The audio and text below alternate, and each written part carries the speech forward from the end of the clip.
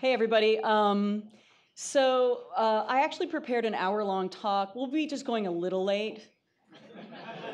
Just kidding. I've actually never given a 15-minute long talk. I've given 5-minute long talks and hour-long talks. We'll see how this goes. I'm not quite sure. This is the first time I'm giving this one. It is about failure. These are real stories about real failures. I just noticed that particular one. All right. So one of the things I've been really interested in is what happened with this game Spent. How many of you have played Spent? All right, a lot of you, right? It's a beautifully designed game. If you haven't played it, it's basically about putting on the shoes of someone who is in poverty, basically is trying to get by on very limited funds. Your goal in the game is to subsist through a month with, I think, less than $1,000 potentially. I think it's a very small amount. And life throws at you all kinds of, left turns and curves. Your car breaks down. What do you do? Do you fix the car or to get to work, or do you take the bus? There's a wide variety of things, and usually I last about 5 days. But it's interesting, there was an article that came out in December in Psychology Today about a psychologist who decided, let's just do a study with this game, and I'll have my students play it. We'll do a survey before they play it about their perception of poor people or people in poverty. And then afterwards, we'll do a survey again and just see, has there been an empathetic shift so that after the game you kind of understand what it's like and you get a sense of how difficult it really is if you're living sort of hand to mouth in this case, like so many people do. And what happened is that of the 50 students who played it and were interviewed, many of them, actually, who initially, before playing the game, had a lot of empathy for the poor, after the game had less empathy for the poor. So the question is, a game that's intention is to create a more empathetic position on the part of everyone towards people who struggle to make ends meet, actually ended up backfiring. So I started wondering, why is this? This game has won awards. It's beautifully designed, as I said. It's an incredible, well-written, kind of well-scripted experience, yet it has failed at what it tried to do. So I've decided to talk to a bunch of people about failure, game designers, about games that have failed, and I am here today to give you stories from them. Before that, I'm just going to plug a new book that came out this week, Games Design and Play, with my partner and work husband, John Sharp. We both teach here. We run the research lab, PETLab, here also at Parsons. If you're interested in getting involved in game design and you're not a game designer right now, it's kind of a great book. If you are a game designer, it should give some new methods and techniques, and it talks about failure quite a bit, actually. We also are embarking on a research project, it's been going on for at least 2 years now, into failure itself, really talking to creatives about the failures they've had beyond game design. So we've talked to Jad Abumrad, who is one of the creators of a show called PETLab on NPR. We've talked with a pro skateboarder. We've talked with Wiley Dufresne, the famed chef. And we've learned a lot of different things from that. We're actually working on a book right now. So this is 15 minutes. It's going to be the sort of nickel tour of some of the things that we've learned, but also diving a little bit more into games for change as a specific subject. I want to start by saying there's more than one kind of failure, all right? A lot of people are like, failure's good, failure's the way we learn. And yeah, some failures are great, right? We account for failures. In fact, games are well-crafted failure, right? When you play Super Mario and you keep trying to get to the next level, you're failing over and over again in order to learn how that world works. Failure's how we learn, right? So I would say game designers are failure experts in some ways. Now, I'm not going to go into too much detail here, but there are different types of failure. A colleague of mine who also teaches here at Parsons wrote a great article in Fast Company about the different types of failure. Abject failure, something completely fails, a bridge collapses, you know. Structural failure, again, like something is wrong with the structure of the system and it fails. Glorious failure. His example is the Jamaican bobsled team, the Olympics. Common failure, I woke up late. You know, I got to work late. I burned the casserole. Version failure, this is something that, you know, we see with software all the time. There are bugs and new versions come out in order to patch those bugs. And then finally, predicted failure. This is the failure we all celebrate. This is the one we love. This is the kind of failure we see in the game design process when we play test something and we see that it fails to do what we're trying to do. And then we go back to the drawing board and we iterate and we try again and we improve things based on testing them. The common maxim, fail early, fail often, is one that we often ascribe to in games.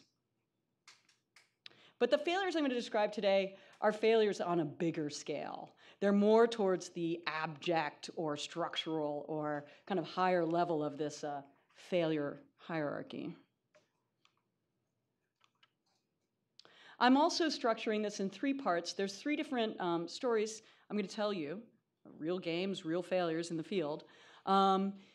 And I'm going to start with a failure of the game or of the game-making process. Then we're going to move on to talking about players and failures of your game to connect to players or to translate to players or even to be played in the way that you had hoped or anticipated. And then finally, the game as a piece of culture, as something that gets reported on, that gets looked at, maybe not always played by the reporters that talk about them, but that becomes a cultural artifact and part of a bigger cultural conversation.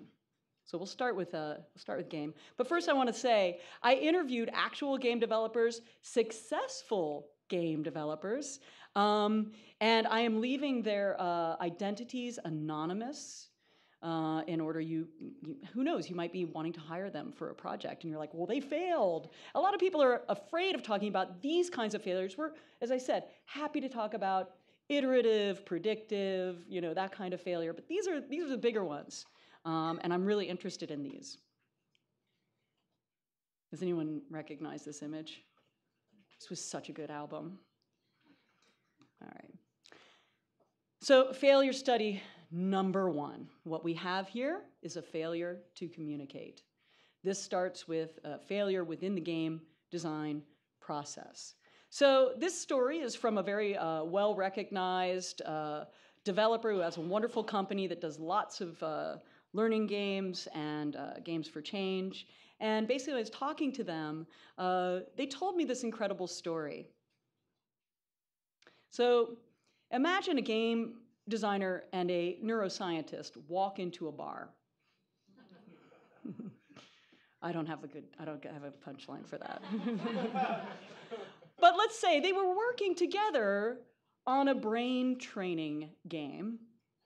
And as the design team kind of iterated and showed prototypes to the neuroscientists who were their clients, who were the people they were working with the game on, they were trying to make this brain training game for a grant. The scientists would sort of do things to kind of diverge the project. And there was a sort of breakdown in communication I'll describe. This is a direct quote from my anonymous developer. So the assumption going in was that there was a really clear goal for this game. It's going to train these 3 areas of cognition and memory, or you know, I'm making this part up, but these kinds of areas. And everybody was set forth. They all had a really great goal. Everybody knew what they were going to do. And then what happened is that the first prototype was created. It was showed to the scientists. And all of a sudden, the scientists were like, oh, wait, there's all this emergent stuff. this is not only teaching memory, this is also teaching pattern recognition. We could expand this to include also, empathy and, a whole laundry list of other areas of research that different scientists on the team were particularly interested in. So it kind of became a Frankenstein situation where, how many of you have been in this situation? Anyone been in this one? Yeah, this is, okay, so you can see it's really common. I've experienced it myself. And what ends up happening is you make this little model of this idea, right? And then all of a sudden, this little model comes to life. And you're like, wait a minute, we could show this and this and this and this and this. And all of a sudden, it becomes a model of everything, and it's impossible to do that. I will just let you know, I haven't been able to do it myself. So in order to keep the game on track, ultimately, there had to be this sort of like, well, probably shouldn't do that. We probably should do this. And here's the big failure that happened in this project. The big failure is that the scientists never relayed to the game developers the exact deadlines and milestones they needed in order to get a second grant to fully fund the final production of this thing.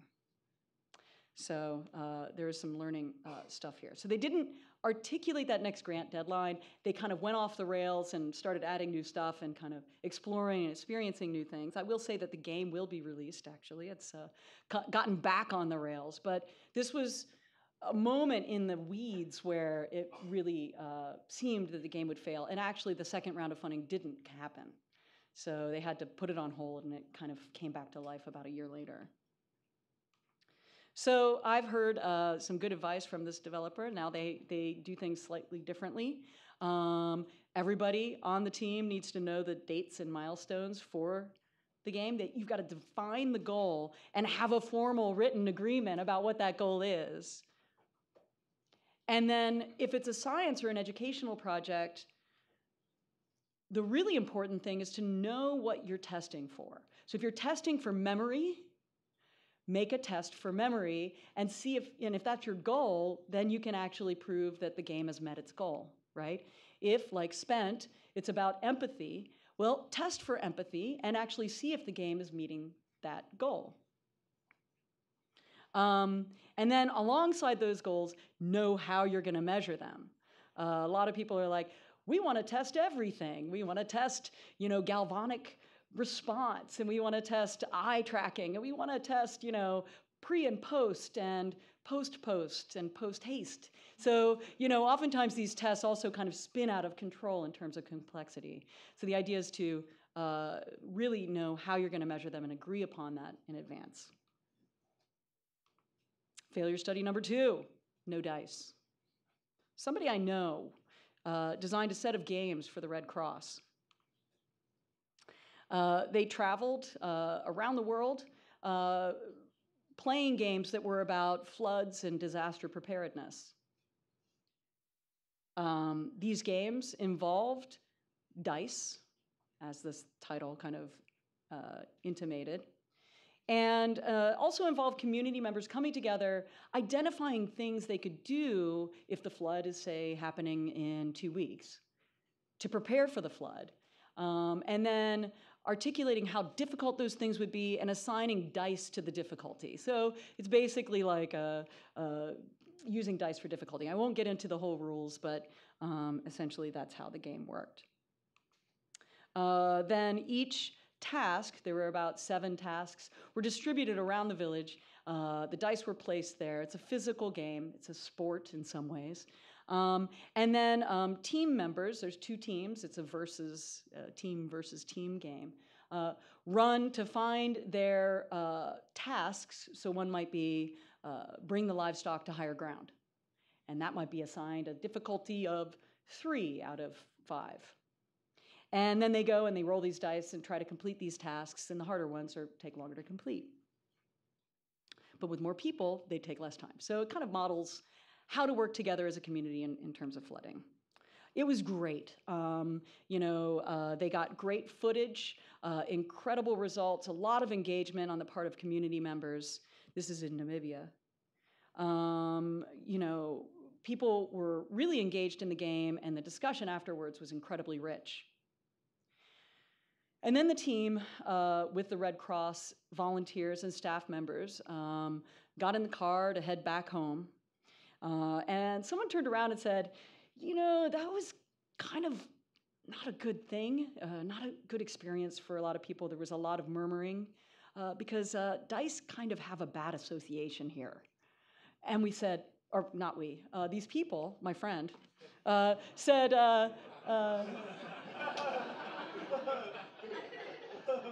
there you go. Never hire PETLab. Let me just say that. No, I'm just kidding.